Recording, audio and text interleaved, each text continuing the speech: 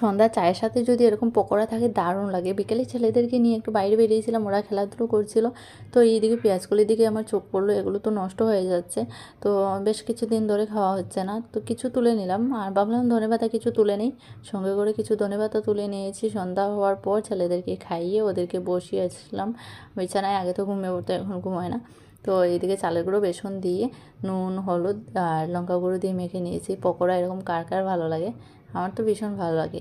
তো পকোড়া বানিয়ে নিচ্ছি আর সঙ্গে আমি মুড়ি ভাজা চিড়ে ভাজা করব। তো এদিকে আমার পকোড়া রেডি।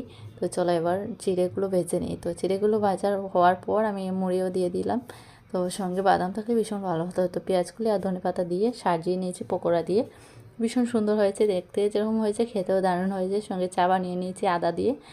আর এবার চলো খাওয়া যাক। আমি আমার বরকে দিয়েছি, তারপর আমি খেয়েছি। দারুণ টেস্টি হয়েছে খেতে। আমার পেঁয়াজকলির পকোড়া খেতে দারুণ লাগে। কার কার ভালো লাগে